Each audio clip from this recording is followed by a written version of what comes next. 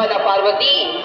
आखिर एक बेटी का बाप जो ठहरा, पार्वती अब उसके हाथ पीले करने का समय आ गया है। पर हमारी आनंदी तो अभी सिर्फ 9 साल की है। अभी तो उसके पढ़ने लिखने और खेलने कूदने के दिन हैं। देख पार्वती, लड़कियां पराया धन होती है और जितना जल्दी इन्हें घर से विदा कर दे उतना अच्छा है। कल से आनंदी की पढ़ाई लिखाई बंद। पर बापू, इसमें मेरी क्या गलती है? आप मुझे पढ़ाई करने क्यों नहीं देते? तेरी गलती है कि तू एक लड़की है। लड़का होती तो क्या बापू? लड़का होती तो क्या? ऐ लड़की, ज्यादा जबान ना चला, नहीं तो जबान हलक से खींचकर बाहर निकाल दूंगा। बापू, मैं पढ़ लिख कर कुछ बनना चाहती हूँ। मेरी पढ़ाई ना रोको बापू। आनंदी, तुझे पढ़ना है तो पढ़, लेकिन सारी उम्र बाप की छाती पर यूं बोझ बनकर ना बैठ। पर बापू, अभी तो मेरी उम्र पढ़ाई लिखाई की है। मुझे पढ़ लिख कर डॉक्टर बनना है। पढ़ाई पढ़ाई पढ़ाई, आज तो तेरी किताबों का काम तमाम करके ही छोड़ूंगा। ये ले। नहीं बापू, मत फाड़ो बापू। सॉरी। नहीं बापू, नहीं। बापू, ये तुमने क्या किया? तुमने मेरी इन किताबों को ही नहीं फाड़ा बापू, मेरी किस्मत फाड़ दी, मेरी किस्मत। ये कापी किताबें ना सिर्फ छोरों के हाथ में अच्छी लगती है, लड़कियों के हाथ में तो सिर्फ मेहंदी अच्छी लगती है, मेहंदी। पर बापू, मैं लड़की हूँ तो क्या हुआ? लड़का और लड़की तो हमारी दोनों आंखों के समान होते हैं। चुप कर आनंदी, और यह एहसान मान कि अब तक जिंदा है तू। कहीं बचपन में गला दबाकर मार दिया होता तो यह तेरी बकबक नहीं सुननी पड़ती आज। पर बापू, मुझे चूल्हा जलाना अच्छा ना लगे है। देख छोरी, जितना जल्दी हो तू चूल्हा जलाना सीख ले, उतना ही अच्छा है तेरे लिए। और हाँ, तेरा ब्याह तो होगा, वो भी कल के कल। अबला जीवन है तुम्हारी यही कहानी। आंचल में है दूध और आंखों में है पानी। मुझे माफ कर दे बेटी, तेरे बापू के जिद के आगे मेरी एक न चलेगी। माफ कर दे बेटी, मुझे माफ कर दे। 9 वर्ष की छोटी उम्र में आनंदी का विवाह गोपाल राव जोशी से हो गया। बाल विवाह एक सामाजिक कुरीति है और इस कुप्रथा का शिकार होना पड़ा आनंदी को। 5 वर्ष बाद आनंदी 14 साल की हो गई है। उसके घर एक शिशु ने जन्म लिया है। देखते हैं आगे क्या हो। देखिए ना, इसे क्या हो गया है? इसका माथा तो अंगार की तरह तप रहा है। इसे तो बहुत तेज बुखार है। आप बिना कुछ भी बोलते हैं, दीजिए मुझे। माधव, जल्दी से वैद्य जी को बुला के लाओ। जी, अभी बुला के लाता हूँ। ये तुम क्या कर रही हो आनंदी? भगवान की विभूति लगा रही हूँ। बस करो आनंदी, ये सब अंधविश्वास है। अरे आप यकीन तो कीजिए, भगवान की कृपा से इसका माथा ठंडा हो रहा है और बुखार भी उतर गया है ना बाबू? देखिए, दीजिए मुझे। उठो बाबू, आंखें खोलो, तुम्हें तुम्हारी माँ बुला रही है। आंखें खोलो, देखिए ना इसे क्या हो गया है। आंखें भी नहीं खोल रहा। आंखें खोलो बेटा। आप चुप क्यों है? आंखें खोलो बेटा, आंखें खोलो। आनंदी, हमारा बेटा कभी आंखें नहीं खोलेगा। नहीं, ऐसा नहीं हो सकता। मेरे बेटे को मुझसे कोई नहीं छीन सकता, कोई नहीं छीन सकता। पागल मत बनो आनंदी। माधव,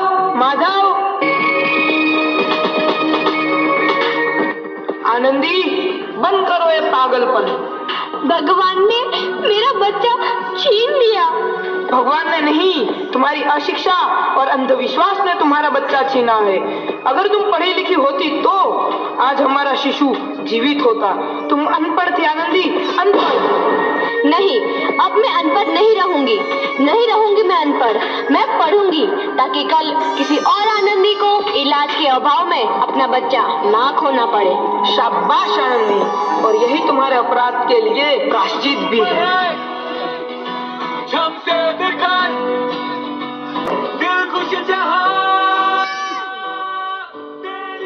आनंदी, तुम्हारी मेहनत रंग लाई है। तुम्हें शिक्षा वृत्ति मिली है।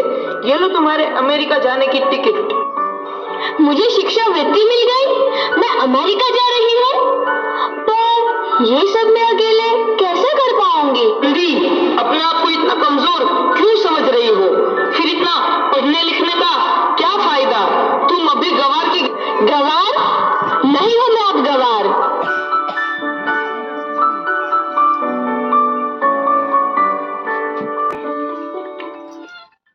तो इस प्रकार 7 अप्रैल 1883 को आनंदी अमेरिका के पेंसिल्वेनिया के लिए रवाना हुई और 3 साल बाद उन्होंने डॉक्टर ऑफ मेडिसिन की उपाधि प्राप्त कर ली।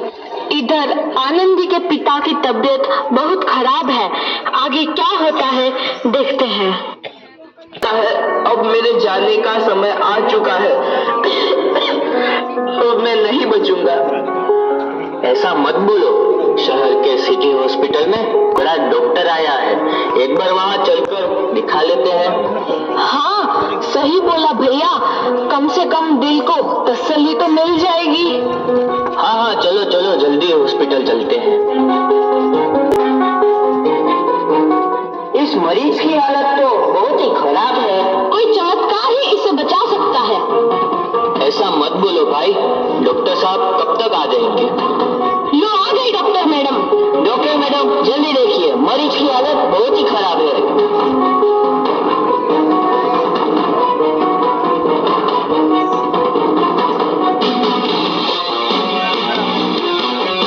अब आप बिल्कुल ठीक है।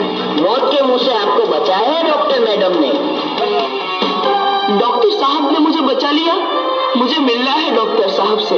डॉक्टर साहब नहीं, डॉक्टर मैडम बोलो। डॉक्टर मैडम, उन्होंने ही तुम्हें जीवन दान दिया है। लो आ गई डॉक्टर मैडम, मिल लो उनसे। डॉक्टर मैडम, आपका बहुत बहुत धन्यवाद। आपने मेरी जान बचाई। इसके बदले में मैं गरीब भला आपको क्या दे सकता हूँ?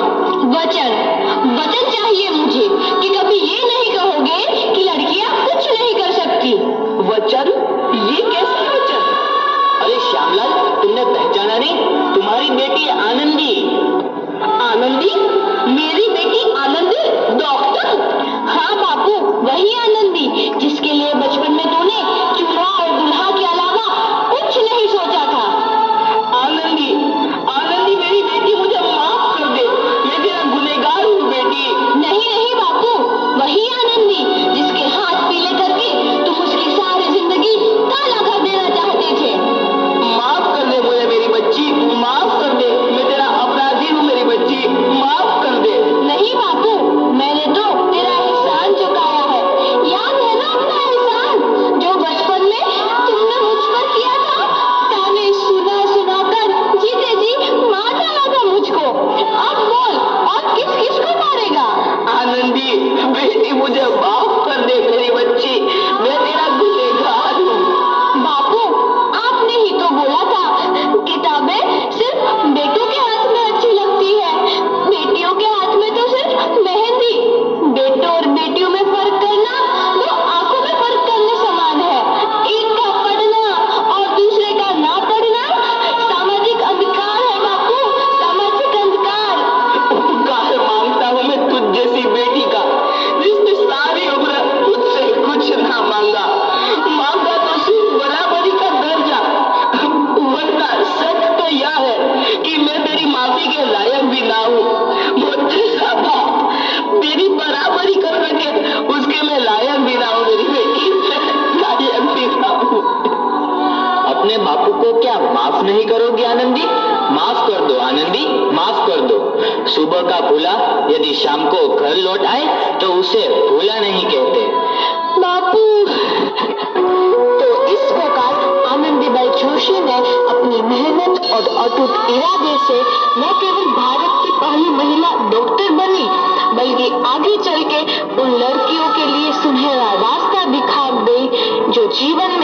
कुछ कहना चाहती थी।